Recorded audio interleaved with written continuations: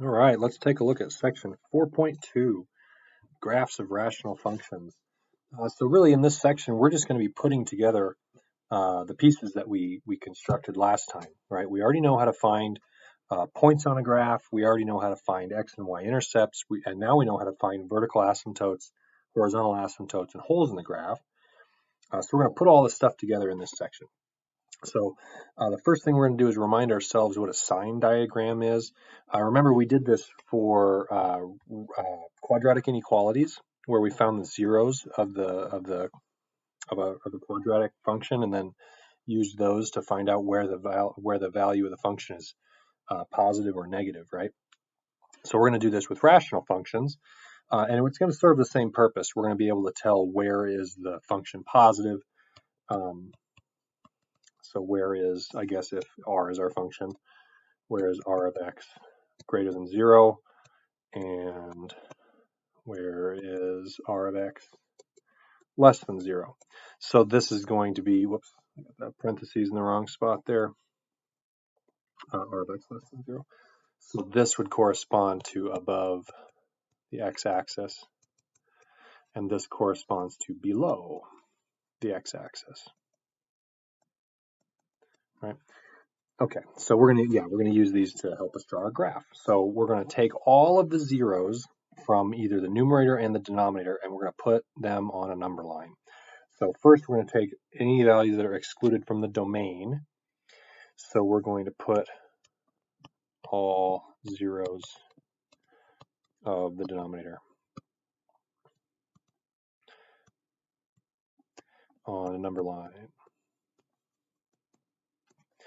Okay, find the zeros of r. So these are zeros of the numerator on the number line. Right, we're going to put a 0 above those because they're going to be zeros. And these guys, for the domain restrictions, we're going to put a question mark on there because these represent maybe a vertical asymptote or a hole in the graph, right? So we're going to put a question mark there because we're not exactly sure. And especially when we're doing that sign diagram, it's sort of independent of the actual function. So it's a good idea to put a question mark above them. It just, or you could say whether it's a vertical asymptote or a hole as well, but either way, we want to maybe note that it's not a 0, right? Okay, so choose a test value in each of the intervals.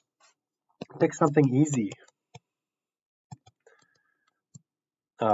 So for example, if I've got like -1, 2, and 5 in here, I want to pick easy numbers between here. So I'd probably pick a 0. I'd probably pick -2. I'd probably pick 3, right? And probably pick 6. We want to pick easy stuff, right? So we'll get to an actual example, and we'll hopefully this will work out and make more sense. Okay, so find the sign of r of x for each test value in step 3. And write the sign above the corresponding interval. So we don't exactly care about the function value,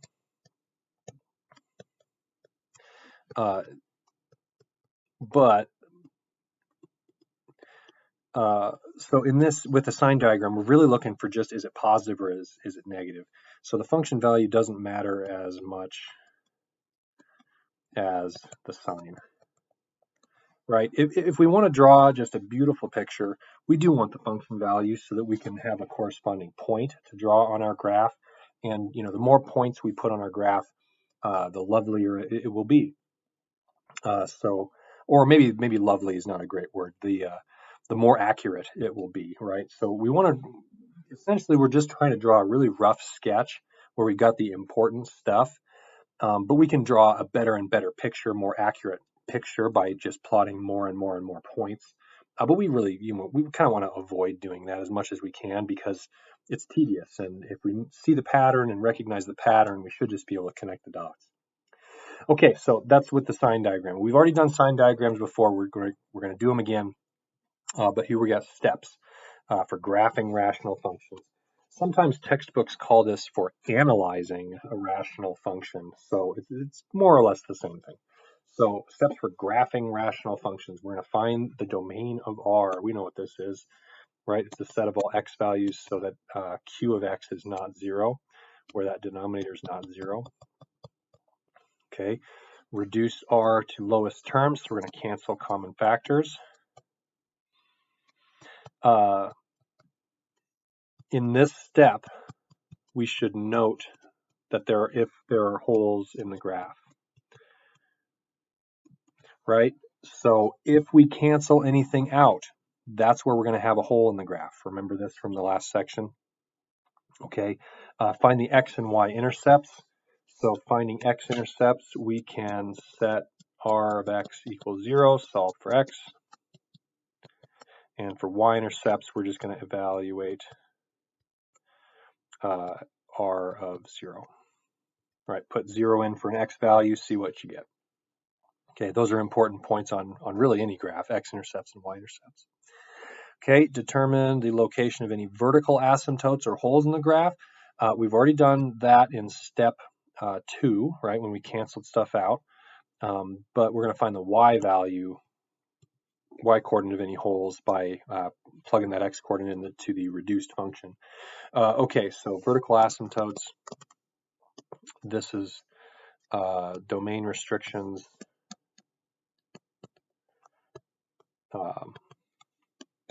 after that second step.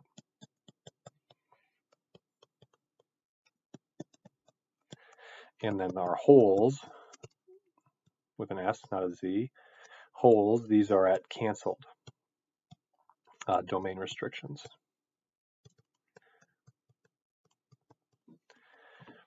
Okay, holes in the graph and vertical asymptotes. Cool. And yeah, to find the y coordinate of the holes, we're just going to plug that x value into the reduced function. We'll see that here in a second. Okay, analyze the end behavior. End behavior, these are asymptotes, horizontal or slant asymptotes, right? So we remember that horizontal asymptotes came in 2 different flavors, right? So if the degree in the numerator is less than the degree in the denominator, this is going to say that y equals 0 is our horizontal asymptote. So if, comma, maybe I should put a box around that. So we got that. If the degrees are the same, y equal the quotient of the leading coefficients.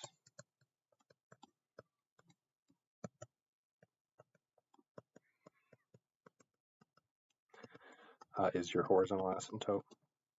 Okay, so horizontal asymptotes come in 2 different flavors. Either it's y equals 0, or it's y equal the quotient of the leading coefficients. We've got a slant asymptote if the degree in the numerator is exactly 1 bigger. So the degree in the numerator is exactly 1 bigger than the denominator. We're going to have y equal the quotient after long division is our slant asymptote. Some textbooks call this oblique. So we've got horizontal asymptotes or a slant asymptote. So does the graph cross it? That's something that we need to explore. Usually this is something that is troublesome for students because it's not something we're used to doing exactly. But we'll look at that as we get an example here. Okay, and then we're going to use a sign diagram and plot additional points as needed, right? So if we don't need to plot extra points, we don't want to do that extra work. If we can see the pattern, we know the pattern, we don't want to do that. With the sign diagram bit, we're just finding where is it above or below the x-axis. Question mark, that's the sign diagram, right? Okay, so we got lots of examples here, and we're just going to be doing this procedure kind of over and over and over and over, and that's okay, because you need to kind of get used to the process. Okay, so let's go for it. First step, we want domain, right? This is the set of all x values so that that denominator is not 0. So that's the set of all x so that x is not negative 2. And I mean, we can write this as an interval. I'm probably not going to continue writing these as intervals because it ought to be clear that I can write this set as this interval. But depending on the context, we're going to want to say one or the other of these things.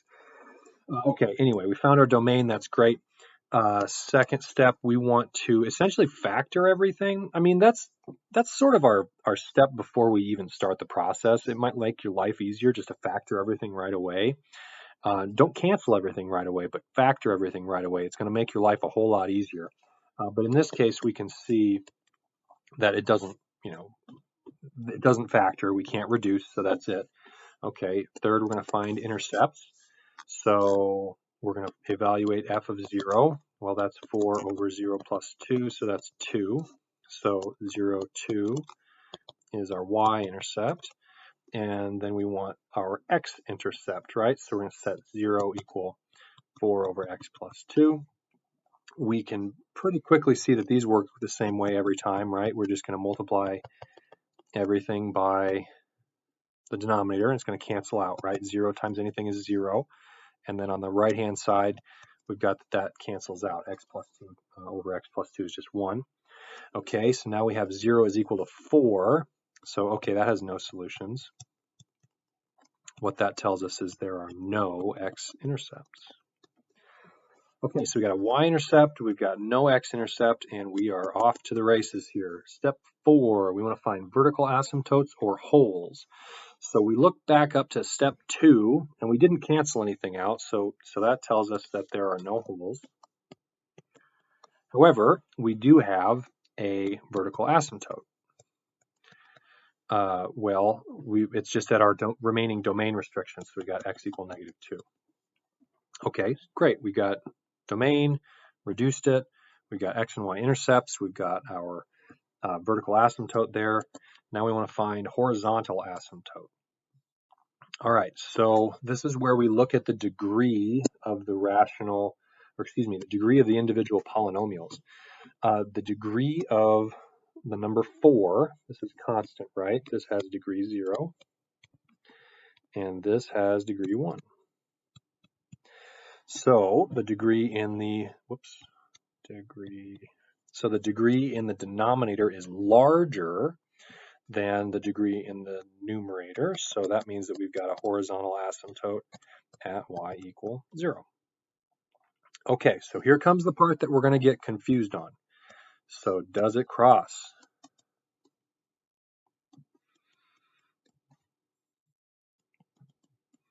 Or touch?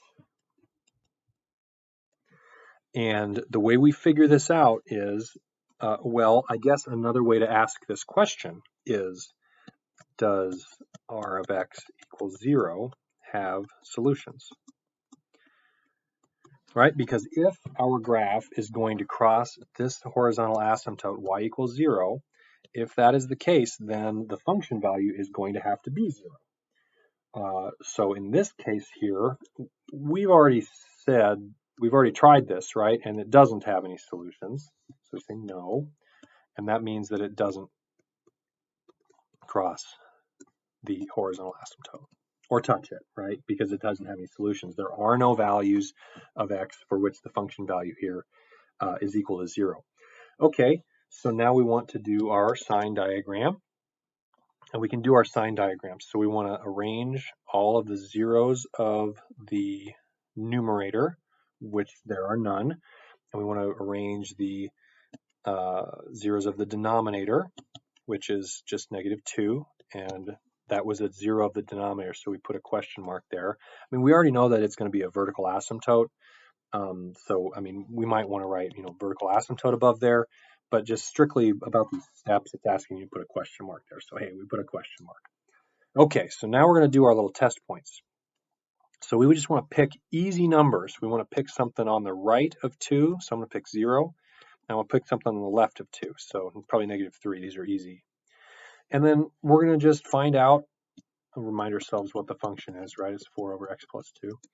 we're just going to determine what the sign of this thing is at -3. So we can probably just look at it, right? We're going to put that -3 in for x, and we can just look at it and say, okay, well, I'm going to have a negative in the denominator, so the whole thing's going to be negative, so I can just put a negative here. But for the purposes of actually drawing the picture, it might be a good idea to actually find this value, right? We got 4 over -1, so that's 4.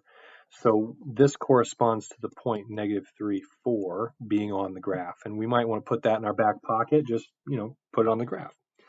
Okay, if we put in r of 0, well, we're going to get 4 over 2, which is just 2. So then we have another point on the graph, 0, 2. Again, note that's positive, right? 2 is bigger than 0. So over here in this region, it's all the function values are positive. One of the bigger things that we should have picked up on from the last few sections or the last chapter about polynomials is the zeros are a really, really big deal. This is the only x value that the function can change sign. Only x value at which the function can change sign. So that means that everything to the left of -2 has to have the same sign. Everything right of -2 also has to have the same sign. And that's good for drawing our picture. So let's put everything together. So we had a vertical asymptote at x equal -2. There it is. We had a horizontal asymptote at y equals 0. There it is. We had the point 0, 2 is on our graph. We have the point -3, 4 is on our graph. Excuse me, that's -4. What am I doing? That's -4. Oh my goodness, I'm glad we caught that. So -3, -4, 1, 2, 3, 4 is on the graph right there. Okay, and we got the point 0, 2, we got -3, -4. We know that there are no x-intercepts, right? So then we're kind of stuck with what do we do now, right? I have this point here, right, 0, 2, and we can just put the pieces together, right? If I take and start at that point, and if I moved to the right with our graph, our end behavior says it's going to approach that line y equals 0. That's what horizontal asymptote is. We've already explored the fact that it's not going to touch that line, so it's just going to approach it, right? Okay, so now if I start again at our y-intercept, and if we move left, well, what's going to happen here? We have to approach that vertical asymptote. So it's either got to go down like this or it's got to go up like this. Well, we could probably pretty quickly take out the going down option because there aren't any other x-intercepts, right? So that means it's got to go up toward that asymptote. Oops, we're at a page break there. So it's got to go up toward that asymptote. So now we've got that piece figured out. And now we want to draw what's going on over here. And we can sort of do the same thing, right? Start at that point that we know has to be there. If we move left, we got to go toward that asymptote, and we're never going to touch it. We've already shown that. And if we go to the right, we got to approach this asymptote, and we've already seen that. So here's our beautiful graph, and relatively straightforward, I think. So we ought to also think about this in terms of transformations, right?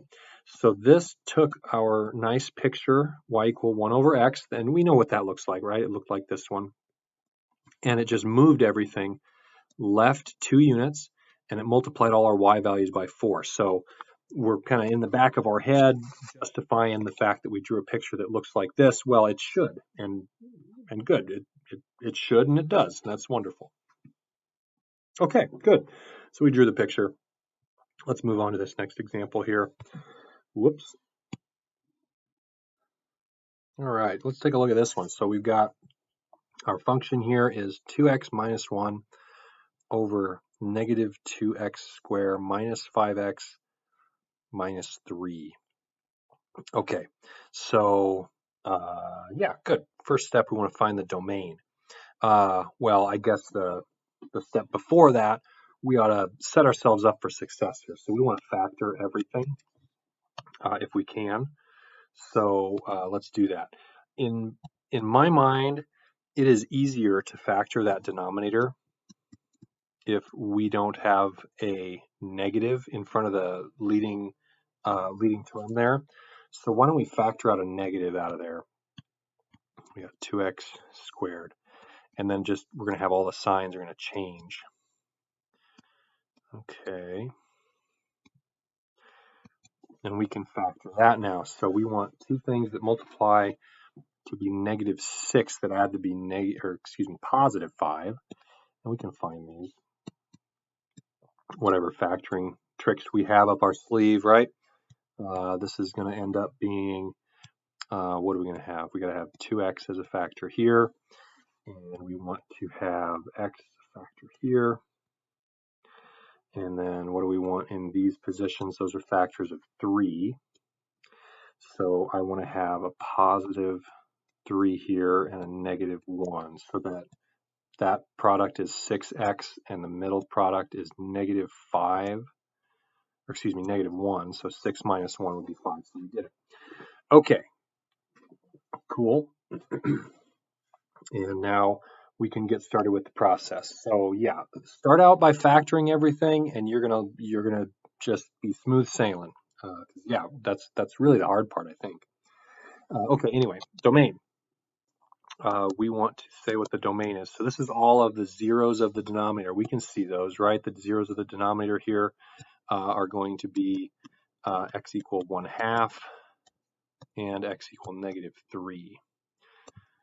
Okay, that's great.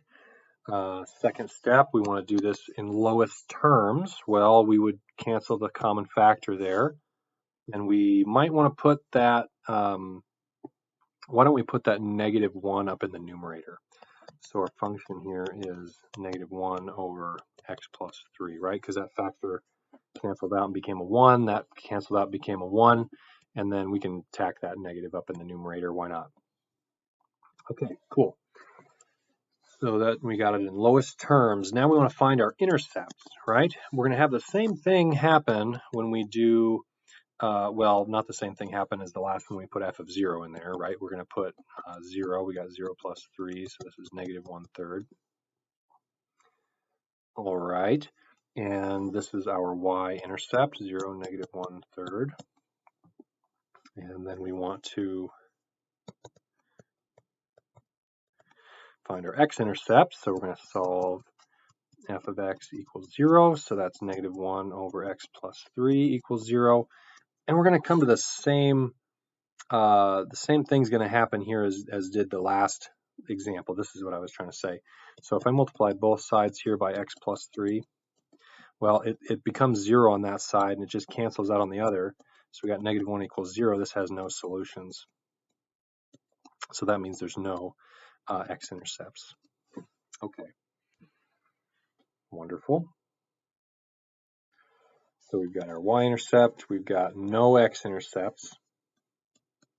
And we move on. So fourth, we're going to find vertical asymptotes and holes in the graph. So right here, we canceled, well, that's pretty ugly, canceled, C-A-N, canceled. So that means that corresponding 0 is going to turn into a hole in the graph. All right? And we're going to have a vertical asymptote at the remaining domain restriction. So we look to the reduced function, and the remaining domain restriction is -3. So we're going to have x equal -3 is our domain restriction. So we got a vertical asymptote here, and we've got a hole at x equal 1/2. Now we're going to want to find the y coordinate that goes with that hole. So that goes with the x value rather. So when we want to find an x value, or excuse me, a y value for any function or for any x value, we just run it through the function. So we want to run it through the reduced function, right?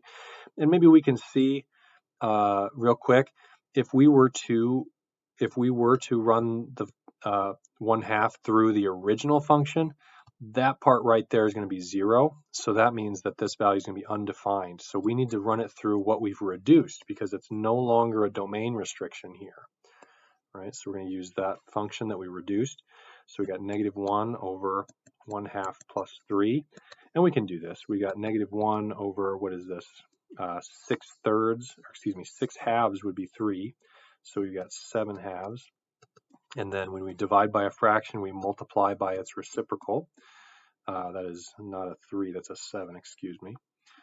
So there you go. So this tells us that 1/2 negative 2/7 is a hole in the graph. Okay, super. So we got a hole in the graph, we've got a vertical asymptote, and we've got a reduced fraction. Wonderful. So our fifth step, we're going to be finding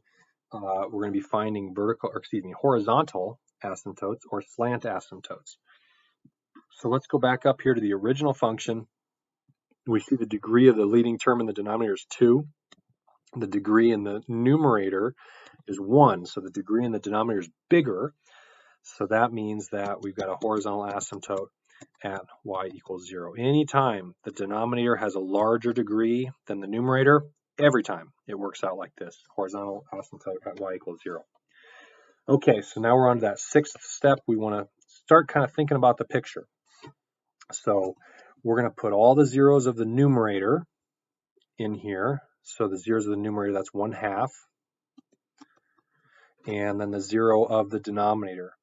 And that 0 of the denominator was negative 3. And then we just want to pick values in between here, right? And pick easy stuff. You want to maybe pick negative 1, pick a 0, pick negative 4, pick easy stuff. And now really all we're looking for is the sign of this thing. And maybe we can remind ourselves that the reduced version of this looked like that, right? So if I put negative 4 in there, we're going to have a negative denominator and a negative numerator, which makes the end result positive, right? So positive in this region at 0. This was a 0 of the denominator, right? And this was also 0 of the denominator. So we've got to check now negative 1. So if I put negative 1 in there, what are we going to get? Well, we're going to have a negative numerator, negative 1. And then if I put negative 1 in for x, we would have negative 1 plus 3 would be 2. So that's going to be a negative number. Okay. And then if we put 0 in there, we can pretty quickly see, if you put 0 in there, you're going to have a negative number. So we've got a negative number. Now, if you want, we could actually find those function values and we can use them to plot the points on the graph. But if we don't need to, don't do it. We don't really need to in this case, right? So drawing this picture, we could set this up. So we've got a vertical asymptote at y equal negative 3. We've got a horizontal asymptote at y equals 0. There it is. We had, what was our y-intercept? 0, negative 1/3. So that's about right there. And then we had x-intercepts. We didn't have any. Oh, by the way, we kind of glossed over the fact that this is not going to touch the asymptote because we already found that there were no solutions up here when we were trying to find x-intercepts, right? That's one of the cool things about having y equals 0 be a horizontal asymptote. Because those, if it does cross, it's going to cross at x-intercepts, and we found that there weren't any, so we didn't really have to do that. Okay, back to the picture. So we got our point right here. That's wonderful, and we can either plot some points here, or we could just sort of reason our way through it, right? Our sign diagram tells us that everywhere to the right of negative 3, this thing is going to be negative. So all values in this region here, all the function values are going to be negative. So that means it just doesn't go above the x-axis. So it has to behave like functions do around asymptotes, right? We got to go toward this one, and we got to go toward this one. All right. So then what's going to happen on the other side? Well, all of these function values are going to be positive. Now, if I actually put that negative 4 into this function, so if we did negative 4 in there, we're going to get that that's positive 1, right? Negative 4 plus 3, that's negative 1 divided by negative 1 divided by negative 1. If they're both negative, it's going to be positive, right? So we're going to have a plus here, right there. And then we can draw the rest of the picture, right? Because we know that it has to all be positive, and we know that it all has to go toward the asymptotes. Okay, and again, with this one, we can see what we expected from what we did previously, right? This looks like that standard 1 over x, but it's moved left 3 units, and we flip it about the x-axis, right? And that's exactly what this looks like. So great. We have our beautiful picture, and we can do the next example. All right, so let's take a look at this guy. Hopefully we've learned this lesson. We want to factor everything right away. So we can factor that numerator, right? We got 3x, and then we're going to have an x there. We want 3 times 2 to add to be -5. So positive 6. To get a positive 6, we put a 2 there. And then we got a -1 will give us -1. So that is going to give you wait, I've got those in the wrong order, right? Because product of those is positive 6. -1 would be positive 5. So I want to switch the signs on these guys. Okay, very good. We can factor. And then our denominator, we can factor that too, right? It's the difference of 2 squares. How wonderful. Okay, cool. So now for our first step, we want to say what the domain is. Hopefully we can see it pretty clearly. It's everything except for plus or minus 3. Great. 2, our second step, we want to cancel common factors. Doesn't look like we can cancel anything here, right? No common factors. And this tells us that there are no holes in the graph. And that's good, right? Because that's one of the trickier things to do here. And we sort of breathe a small sigh of relief when we don't have to do it. Okay, so step 3, we're going to find intercepts. So we're going to evaluate f of 0, and that's going to be our y-intercept. But we can see, all these are just going to go away, and we're just going to have 2/9, right? We'll probably do that in our heads. So I've got 0, 2/9 is the y-intercepts. Intercept, singular. Boop. And we want x-intercepts, so we're going to solve where this function equals 0. And now we're super happy that we factored this already, right? Because the zeros, the x-intercepts here, are going to be exactly the zeros of the numerator, right? So we've got 2 x-intercepts. We've got x equal, or excuse me, we've got -1/3, 0, and we've got 2, 0. All right. All right, we just solved where the whole function is 0, and it always ends up being where the numerator is 0, right? Just to be clear about this, when we multiply both sides by this denominator,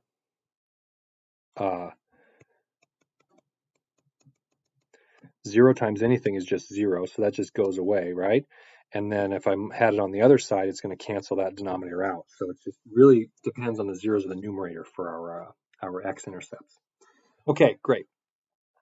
Fourth step here, we want to find the holes, and we want to find vertical asymptotes. We've already concluded there are no holes, so we just have vertical asymptotes at our remaining domain restrictions. So we got x equal 3, x equal -3, and we've got vertical asymptotes. Cool. Fifth step, we want to find horizontal asymptotes or oblique asymptotes.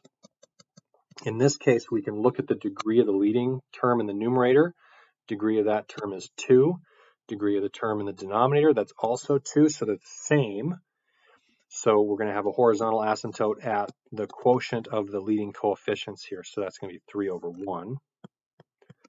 So we got 3. Maybe clean that up a little bit. Horizontal asymptote is y equal 3. Okay, cool. Now we're going to do our little sign diagram. So we put all our zeros on there. Our zeros of the denominator are going to be 3 and -3. And our zeros of the numerator are going to be -1/3 and 2. So we got x-intercepts at these two, and we've got vertical asymptotes at these two. Okay, so now we need to choose test points. And again, choose easy numbers. Choose the easiest numbers you can think of in between these. I'm probably going to pick a 0. I'm probably going to pick 3 halves there. Probably going to pick 4 here.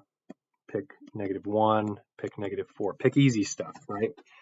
So really, let me write this up here again. 3x plus 1, x minus 2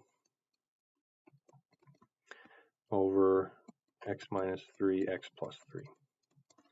Okay, so referencing this, if I put a 4 in there, this piece is positive, this piece is positive, that piece is positive, that piece is positive. They're all positive if I put a 4 in there. So if I've got positive, positive, positive, everywhere it's positive, I know it's positive right there, right? Put 3 halves in there, and we can see what happens here. So if you put 3 halves, that piece is positive.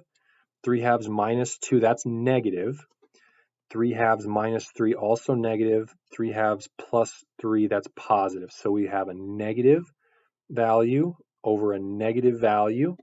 So that's going to end up being positive in the end, right? So again, if you really want to plug these values in there and actually find these function values, we definitely can, and I would encourage you to do that. But we don't have to, right? All we care about is the sign here. All we want is it going to be positive or is it going to be negative? So moving again to the left here, we're going to put in 0. So if I put 0 in this piece, we get a positive 1. Put 0 in here, we get a -2. That's positive. That's negative. So we're going to have a negative over a negative. Well, it's still going to be positive, right? Okay. Okay. Wait, did we put in 0? We did put in 0. So 0 is going to, yeah, it's going to give us a positive number. Okay, so now we're moving over to our -1 for our test value, and we got to think about what the values of these are going to be. So putting -1 in for x, what are we going to get? Okay, putting a -1 in that piece, we're going to have, maybe I should note this, -1 in this piece is going to be -3, -3, right? Plus 1, that's going to be a negative. We put -1 in here, we got -1 minus 2, that's negative. We put -1 in there, -1 plus 3, well, that's positive. Negative in here, we would get a negative. So we've got 2 negatives in the numerator, that's going to be positive, and we got a negative in the denominator, that's going to be a negative value. Right? We got positive number divided by a negative number. So at this point, I see that I made an error. Oh no! But we're going to be okay. So let's think about what happened at this one here. So let's go back and scrap that. So 3 halves is bigger than 2. So if I put 3 halves in there, that's positive, right? I put 3 halves in there, that's also positive. I put 3 halves in there, that's positive. Put 3 halves in there, 3 halves minus 3, that's negative. So positive times positive in the numerator, negative times positive in the denominator, so that's going to be negative. So oops. Oops. Okay, but that's okay. All right. Yeah, we make mistakes, so we can see that we made them, and we can fix them as we go along, and it's perfectly fine. Okay, good. So now we're at our test point -4. So if I put -4 in this piece, we're going to have -12 plus 1, that's negative. If I put -4 in this piece, that's negative. -4 in this piece, well, that's negative. They're all negative, aren't they? So all these factors are negative, and if I have 2 negatives divided by 2 negatives, well, we got a positive. Okay, so we're done with our sign diagram here, and this tells us if the function is going to be either above or below the x-axis. Now, I want to take a real quick pause here to notice something that happened, and this is what indicated to me that I screwed it up. So remembering way back to when we were talking about polynomials and their multiplicities, do you remember what happened with multiplicities? So this 0 has multiplicity 1. So does this one, so does this one, so does this. They all have multiplicity 1. Now remember what happened when we had zeros of multiplicity 1. This would cross through the x-axis, right? So that meant it changed sign. So multiplicity 1, all these things are going to change sign. So if all our zeros have multiplicity 1, and I find the value of one of them, I know that it's just going to change sign. At every 0, it's going to change sign, right? Because they're all multiplicity 1. Okay, so as we move along through the course, we've got to be kind of putting these things together, and so we can cross-reference ourselves, and so we're not just stabbing in the dark at what we're doing. Put the ideas together so we can make sense of more stuff as we go along. Okay, so there's our sign diagram. Let's put it all together and draw our graph. So we've got a horizontal asymptote at y equal 3. 1, 2, 3. And then we've got our vertical asymptotes at 1, 2, 3. So this is y equal 3. This is x equal 3. And we've got x equal negative 3.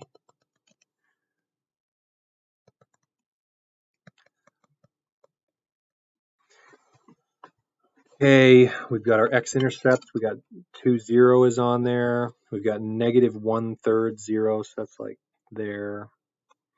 So these are our only x-intercepts. We have 0, 2/9 is a y-intercept, so that's like there. So these are our only y, or excuse me, our only x-intercepts are here, and that's it. And our only y-intercept is 0, 2/9. Okay, so now we need to draw the rest of it. Well, now that I see that we've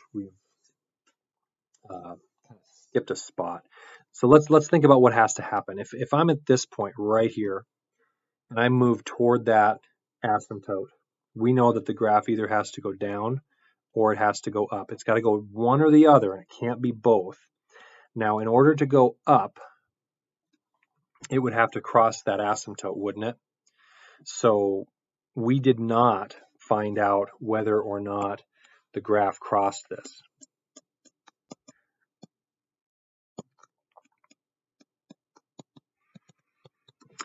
So we didn't find that out, but we could solve where the function is equal to 3. Blah, blah, blah. We could do that, or we could also go to our sign diagram, right? So this area here is between x equal 2 and x equal 3. And looking at our sign diagram, between x equal 2 and x equal 3, our function value is negative. So that tells us that we have to go down. We can't go up. Okay, great. So then we're in this other region here, and we know that we're going to have to connect these in some way. So it could be that it might pass through that line. So why don't we take a little detour, and let's see if this thing has solutions. So let's come up and get the original function, 3x squared minus 5x minus 2. Oops. All right, 3x squared minus 5x minus 2 over, I think it was x squared minus 9, wasn't it? Yeah. And we want to know if that's equal to 3 ever. Well, if we multiply these out, or excuse me, if we multiply both sides by x squared minus 9, we're going to get just that numerator stays. And then we're going to have 3x squared minus 9, right? So we've got 3x squared minus 5x minus 2 equal 3x squared minus 3 times 9, that's 27. Okay, so now going towards solving this, we are going to combine our like terms, right? We want to get everything on one side. So if I subtract 3x from both sides, we see that's going to go away. Let's add that 27 to both sides. We're going to have negative 5x minus, we're going to add 27, so that's going to be plus 25 equals 0. Okay. So I guess we should have probably added that 2 to both sides instead, shouldn't we? So that'd be 5x equal negative 25, then x is equal to 5. So it does cross the horizontal asymptote. It crosses it at x equal 5, right? So 1, 2, 3, I keep hitting that thing. 1, 2, 3, 4, 5, we're going to cross that asymptote there. So heads up. All right, now so what we just found is it crosses only at 5, 3. Right?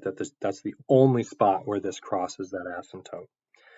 Okay, so let's construct the rest of this. Staying in this region, we can appeal to our sign diagram here, can't we? If we appeal to that sign diagram, we're going to have positive numbers between those two, between negative 1/3 and 2, or excuse me. Yeah, in that region here, it's going to be well, in this region here, it's going to be positive. And then in the region here between -3 and negative 1/3, we're going to be all negative, so we're going to go toward that asymptote. And then we have to say, well, maybe what happens over here where x is less than -3? Well, all these values have to be positive. And if I know that all those values have to be positive, and I also know that there are no more x-intercepts and it does not cross that asymptote ever again, we know that the graph all has to reside up in this region here. So we've got kind of asymptotic behavior going on there. If we want to draw, put a test point in there, put -4 in there and, see what value you get. You're going to be, you're going to be up there. Okay, so now what? We've got to construct what happens to the right of 3. Well, if I have to go from this point that we know has to be there, we have to go up, don't we? Because if it goes down, then we're going to have to cross that x-axis again, but we know we can't. We can't cross that x-axis again. So really, the only question that remains is if it goes up and then toward it, or does it go down and then toward it? So we can find this out with a test point without too terribly much trouble. So 1, 2, 3, 4, 3, 4, 5. So if I put in 6, if I put in f of 6, we can find what f of 6 is. And really all we care about is whether or not it's bigger or smaller than 3. So where am I going?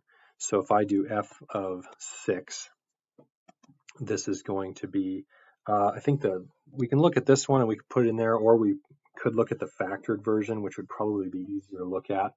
So we would have 3, here it is right here, 3 times 6 plus 1. And then the other factor was 6 minus 2. And then minus 3 plus 3. Okay, so we can evaluate this, right? The numerator, we're going to have 18 plus 1 is 19 times 4. And our denominator, we're going to have 3 times 9. So we can do that. 19 times 4, that's 76. Over 3 times 9, that's 21. So we really, all we wanted to know is this bigger than 3 or is this smaller than 3? And we can see pretty quickly that this is larger than 3, right? 76 over 21. 21 fits into 76 more than 3 times. 3 times 21 would be 63. So we need a little bit more. So that means that it's going to go above that and then come back down toward it. Okay, great. We've drawn a beautiful picture. Admittedly, this was a bit more complicated than those other two examples, right? Because it did cross the horizontal asymptote, or it touched it, rather. It didn't cross it, but just touched it. And we had some other behavior that we had to sort of reason our way through. Okay, good. Let's do one more, and we can probably call it good. So let's do this one here. So it might be in our best interest here to rewrite this with a negative. Let's just factor everything first. So the numerator, we can factor a negative x out. We got x squared and then minus 4. And then we've got x minus 3x plus 3. Okay, that's cool. So now we can start doing our steps. Well, I guess we should probably factor that x squared minus 4, because that's the difference of two squares, isn't it? Minus 2 plus 2. Okay, so our first step, we want to say what the domain is. Everything except for 3 and negative 3. Okay. 2, we want to reduce. Well, it's done already. Third step, we want to find x-intercepts and y-intercepts. So f of 0 is going to be our y-intercept, but we can see that that's just 0. So we got 0, 0. And then we have solve f of x equals 0. Well, we've seen before, and we're going to see this again, it's all of the zeros of the numerator. That's what these are. So 0, 2, negative 2 are these zeros. So we've got x-intercepts, 0, 0, 2, 0, and negative 2, 0. So we got 3 x-intercepts, 1 y-intercept, and we are off to the races. Fourth step, we want to find holes or vertical asymptotes, right? There's no holes because we didn't cancel anything. Vertical asymptotes are the remaining domain restrictions. So that's x equal 3 and x equal negative 3.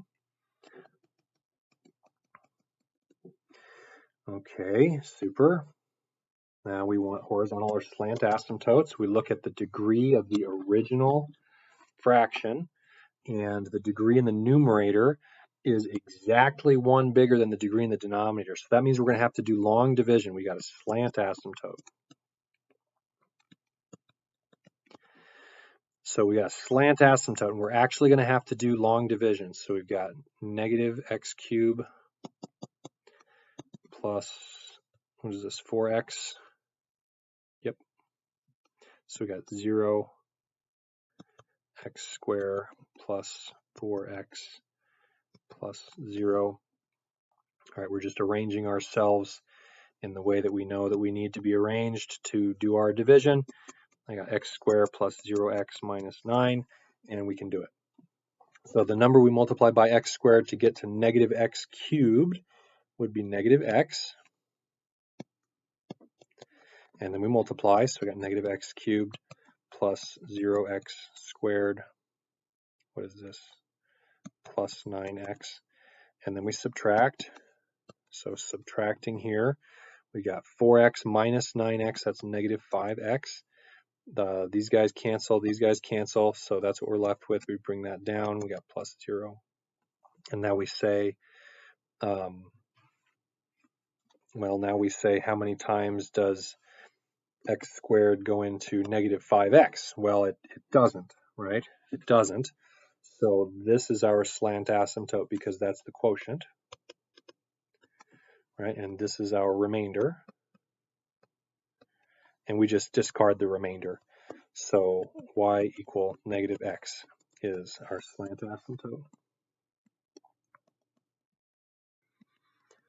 Okay, and now let's not forget that step that we forgot on the last one. So does f of x cross y equal negative x? So to answer this and to ask it in another way, we could ask, does f of x equal negative x have solutions? And we can find that out. So our original function, we had negative x cubed plus 4x over x squared minus 9 equal negative x.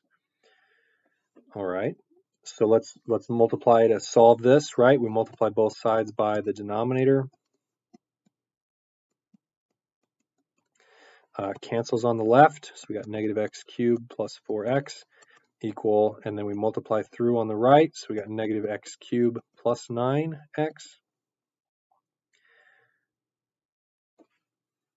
Okay, and then what? Get everything on one side, or at least try to. So if I add 3x to both sides, we see that just goes away. And let's subtract 4x from both sides. Well, that's going to tell us that x has to be 0. So it does cross the asymptote. So yes, crosses at 0, 0. So our graph is going to cross this slant asymptote at the point 0, 0, which is already on our graph, right? This is a y-intercept and an x-intercept, so this is good. We know that it does not cross that slant asymptote ever again, other than at 0, 0. So now we're going to do our sign diagram bit. So we're going to take all the zeros of the numerator together with all the zeros of the denominator, and we're going to put them all on a number line. So the zeros of our numerator were 0, 2, and negative 2. Our zeros of our denominator were 3 and negative 3. And now we're going to plop some test values in here. So let's remind ourselves what our function was. When we factored it, we had negative x times x minus 2x plus 2. And we had in the denominator x minus 3x plus 3. Okay, so we can think about these test values pretty quickly here, can't we? So if I've got maybe 2.5, so 3 halves. If I've got 1, I've got negative 1, I've got negative 3 halves here. And we can just see what happens, right? We want a 4, we want a negative 4. Why don't we be tricky about this? Because, well, not even tricky. Maybe savvy is a better word, right? Because we know all of these have multiplicity 1. They all have multiplicity 1. So that means at every single one of these zeros, our function will change sign.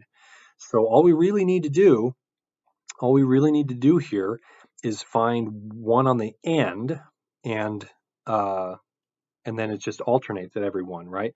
So if I put in 4, if I put in my 4, this piece is going to be negative, right? It's going to be negative 4. 4 minus 2, that's going to be positive. 4 plus 2, that's positive. In the denominator, 4 minus 3, that's positive. And 4 plus 3, that's also positive. So the only negative one here is going to be on that left term here in the numerator, right? We've got a negative there. So that's going to make our value negative in this region, right? Because if I put in a 4, all of these factors here are going to be positive. That one's going to be negative. So the whole thing will be negative. So now we can be savvy about what we know about polynomials, and we can say that this thing is going to change sign at every one of these values. I guess I forgot to put my little question marks above here, didn't I? So we got a negative. Every one we're going to change sign, right? We got a negative, we got positive in this region, negative in this region, positive in this region. And now, if we want to find function values, if we want to actually plot these points, we can do that, and just crank the number through the function, and we can absolutely do that. But we don't want to do that work. If we don't have to do the work, we don't want to. We want to kind of be putting together pieces from the past so that we don't have to, right? That's kind of one of the bigger deals here. Okay, so let's put this all on a graph. We've got our asymptotes first. So I got 1, 2, 3. Here's x equal 3.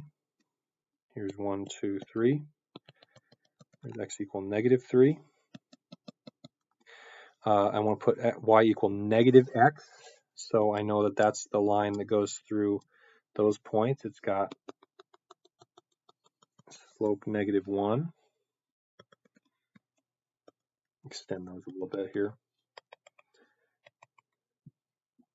Okay, we've got our y and x-intercept here, and we've got our x-intercept at 2 and x-intercept at negative 2.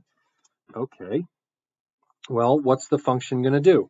I think looking at this region between negative 3 and 3 is probably going to be our easiest bet for where to start. Well, we know that between x equal 2 and x equal 3, our value is positive. Well, that means it's got to go up toward our asymptote.